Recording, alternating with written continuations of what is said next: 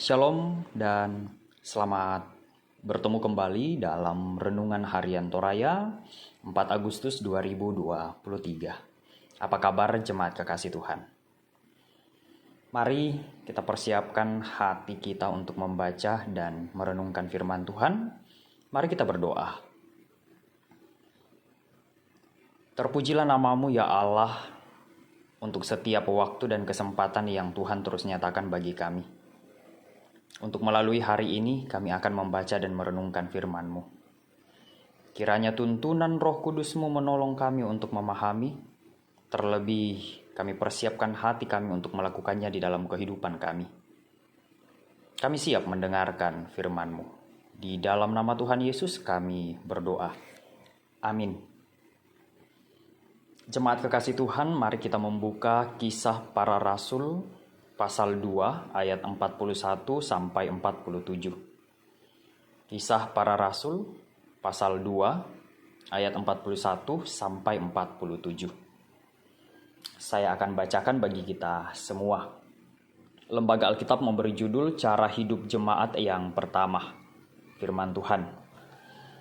Orang-orang yang menerima perkataannya itu memberi diri dibaptis dan pada hari itu jumlah mereka bertambah kira-kira 3.000 jiwa. Mereka bertekun dalam pengajaran rasul-rasul dan dalam persekutuan. Dan mereka selalu berkumpul untuk memecahkan roti dan berdoa. Maka ketakutanlah mereka semua, sedang rasul-rasul itu mengadakan banyak mujizat dan tanda. Dan semua orang yang telah menjadi percaya tetap bersatu, dan segala kepunyaan mereka adalah kepunyaan bersama.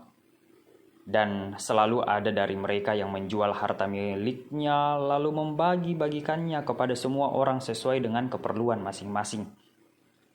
Dengan bertekun dan dengan sehati mereka berkumpul tiap-tiap hari dalam bait Allah. Mereka memecahkan roti di rumah masing-masing secara bergilir, dan makan bersama-sama dengan gembira dan dengan tulus hati, sambil memuji Allah. Dan mereka disukai semua orang, dan tiap-tiap hari Tuhan menambah jumlah mereka dengan orang yang diselamatkan. Sejauh demikian firman Tuhan yang kita baca. Sederhana itu membahagiakan, menjadi tema kita pada hari ini. Sederhana itu membahagiakan. Di pemanaman tuo masih pak.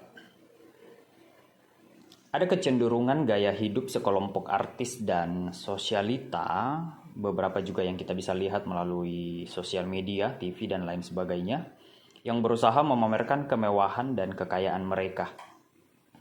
Beberapa tokoh bangsa sudah mengkritik gaya ini karena malah memberi contoh yang buruk bagi masyarakat, terutama generasi muda. Tentu pamer kekayaan ini akhirnya mengarah pada materialisme, keangkuhan, dan pesta pora. Hal ini sangat bertolak belakang dengan prinsip kekristenan, yaitu kesederhanaan dan berbagi.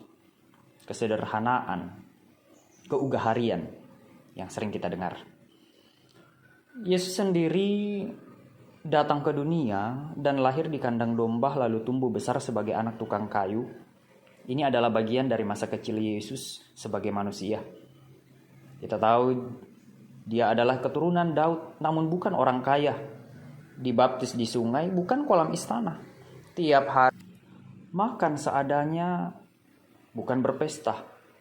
Walaupun dia pemilik seluruh alam semesta, namun Yesus memilih untuk berada di tengah orang-orang kebanyakan, menemani mereka yang miskin dan tersisih. Bacaan kita pada hari ini, jemaat pertama menjalani kehidupan mereka dengan berbagi, bersekutu, memecah dan makan roti, beribadah dan memuji Tuhan. Mungkin kegiatan ibadah mereka tampak seperti tidak ada yang spesial, kecuali hanya beribadah dan berbuat baik. Tidak beda jauh dengan orang Yahudi lainnya. Tetapi justru yang menonjol adalah cara hidup mereka yang sederhana, namun tulus dan penuh sukacita. Gaya hidup seperti ini akan membawa kita kepada ketentraman hidup dan kebahagiaan sejati. Jemaat kekasih Tuhan, cara hidup jemaat mula-mula sungguh sederhana karena meneladani kehidupan Yesus Harta mereka dibagi-bagi untuk sesama yang berkekurangan, dan ada juga yang dipersembahkan untuk Tuhan. Gaya hidup seperti inilah yang semestinya menjadi pola hidup gereja dan setiap pengikut Yesus masa kini. Perlu kita lakukan bagi saya dan kita semua untuk merasakan kesederhanaan yang membahagiakan melalui cara hidup jemaat mula-mula dengan meneladani Yesus Kristus. Amin, firman Tuhan. Mari kita berdoa. Ya Allah, ya Tuhan kami mengucap syukur untuk firman-Mu yang terus menguatkan kami untuk hidup dalam kesederhanaan, hidup dengan meladani kehidupan-Mu sebagai Tuhan yang datang dengan kesederhanaan, namun berdampak besar bagi semua orang. Ya Tuhan, untuk menjalani hidup yang Tuhan senantiasa anugerahkan dan berikan bagi kami, semuanya kami serahkan ke dalam tangan pengasihan-Mu, baik kehidupan keluarga, pekerjaan, dan berbagai rencana-rencana kami ke depan. Ampunkanlah setiap dosa kami yang sering tidak seturut dengan kehendak-Mu. Ini doa dan permohonan kami. Di dalam nama Tuhan Yesus kami berdoa. Amin. Selamat menjalani hidup yang Tuhan karuniakan. Hiduplah dengan sederhana namun membahagiakan. Sampai jumpa di edisi selanjutnya. Salam sehat, Tuhan memberkati.